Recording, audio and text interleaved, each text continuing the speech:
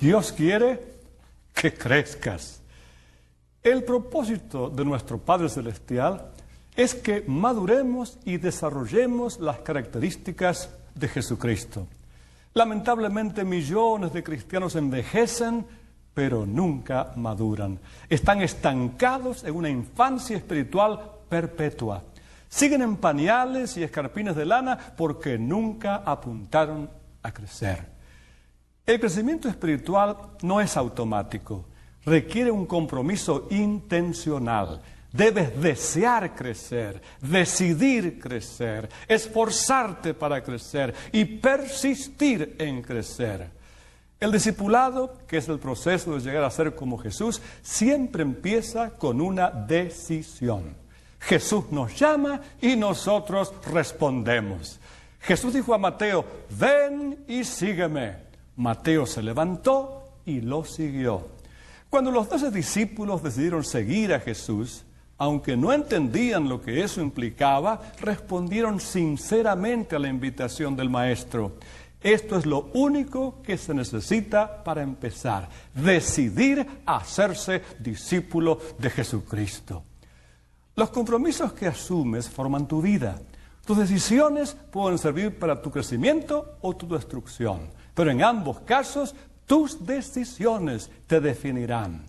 Dime con qué te has comprometido y te diré lo que serás en 20 años. Llegamos a ser lo que decidimos y nos comprometimos ser. Cuando llega el momento de comprometerse, la mayoría de las personas se olvidan del propósito de Dios para sus vidas.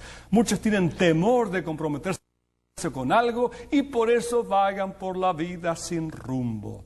Otros se comprometen a medias con valores contrarios al propósito de Dios y acaban frustrados en la mediocridad. Otros se comprometen completamente con metas mundanas, tales como hacerse ricos o famosos, y terminan defraudados y amargados. Como todo lo que elegimos hacer tiene consecuencias eternas, conviene elegir con sabiduría. San Pedro advierte, ya que todo lo que nos rodea será consumido por el fuego, ¿qué vidas santas y piadosas deberíamos vivir? Ser semejante a Cristo es tomar las mismas decisiones que Él tomaría y depender de su Espíritu para poder cumplir con esas decisiones. Cuando decides con seriedad ser semejante a Cristo, debes empezar a actuar de una manera nueva. Tendrás que abandonar algunas rutinas viejas, desarrollar hábitos nuevos y cambiar intencionalmente tu manera de pensar. Ten por seguro que el Espíritu Santo te ayudará con tales cambios. La Biblia dice, ocúpense ustedes de su salvación con temor y temblor, pues es Dios quien produce en ustedes tanto el querer como el hacer para que se cumpla su buena voluntad. Este versículo muestra las dos partes del crecimiento espiritual.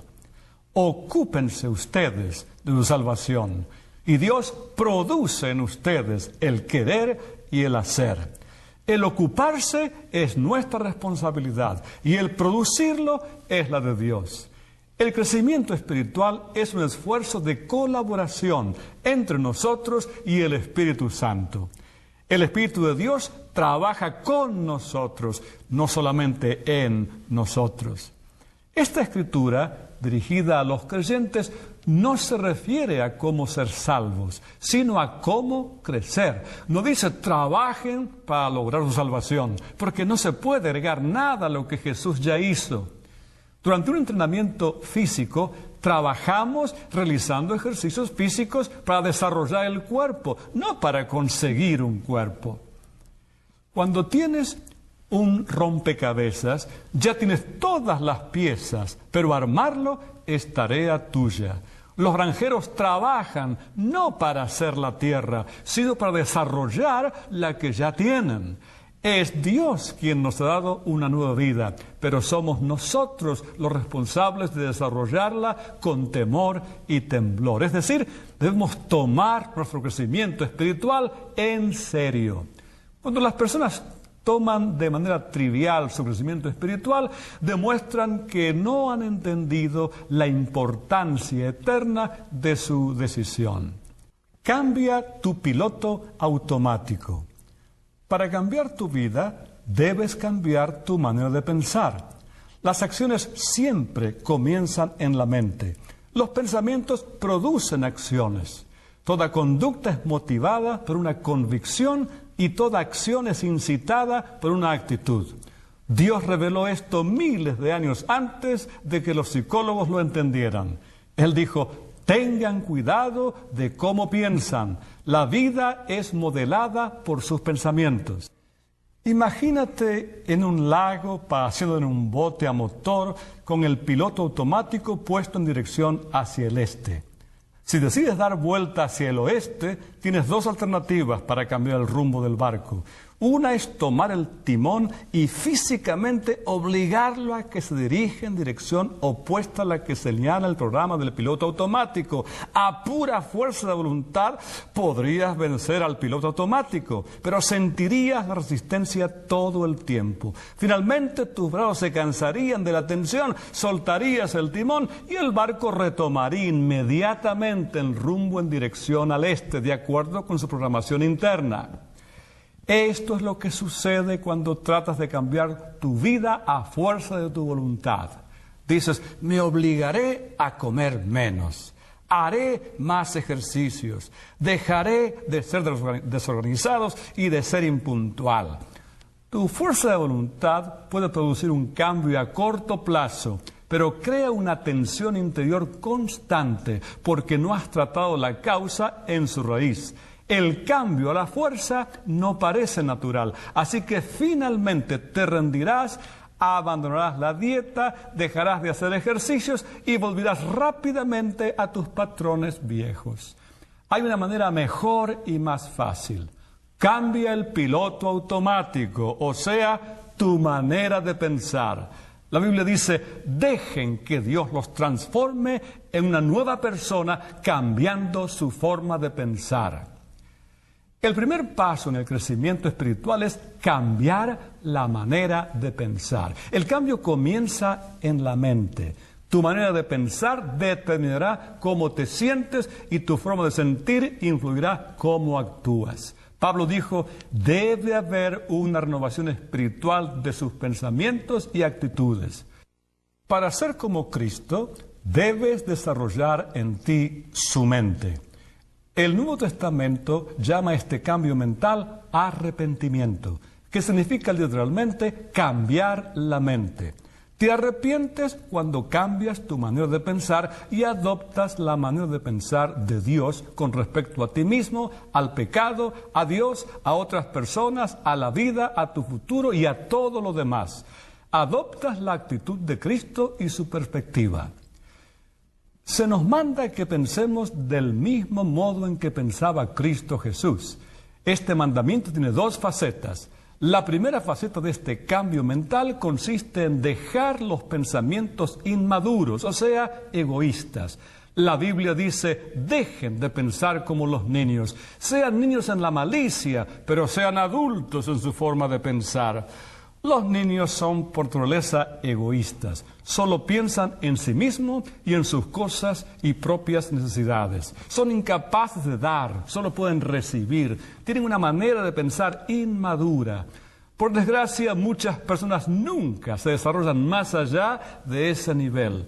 La Biblia dice que esta manera egoísta de pensar es el origen de conductas pecaminosas. Los que viven siguiendo sus egos pecaminosos solo piensan en las cosas que su ego pecaminoso desea. La segunda faceta para pensar como Jesús consiste en que empieces a meditar con madurez, enfocándote en otros, no en ti mismo.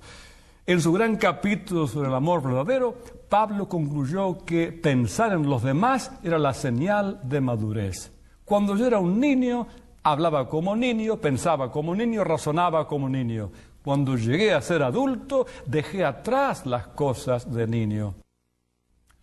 Hoy día, muchos suponen que la madurez espiritual se mide por la cantidad de información bíblica y de doctrina que uno sepa. Si bien el conocimiento es una ayuda para la madurez, no es todo lo que se necesita. La vida cristiana es mucho más que credos y convicciones. Incluye conducta y carácter. Nuestros hechos deben ser congruentes con nuestros credos y nuestras creencias deben ser respaldadas con una conducta semejante a la de Cristo. El cristianismo no es una religión ni una filosofía, sino una relación y un estilo de vida. El centro de ese estilo de vida es pensar en los demás, como lo hizo Jesús, en lugar de pensar en nosotros mismos. La Biblia dice, nosotros debemos pensar en el bien de ellos e intentar ayudarlos, haciendo lo que les agrada. Ni siquiera Cristo intentaba agradarse a sí mismo. La esencia de ser semejantes a Cristo y la evidencia más grande del crecimiento espiritual es pensar en los demás. Esta forma de ser no es natural y va en contra de la cultura que nos rodea. Es rara y difícil, pero afortunadamente tenemos ayuda. Dios nos ha dado su Espíritu. Por eso nosotros no pensamos igual que las personas de este mundo. En los siguientes capítulos miraremos las herramientas que el Espíritu Santo usa para ayudarnos a crecer.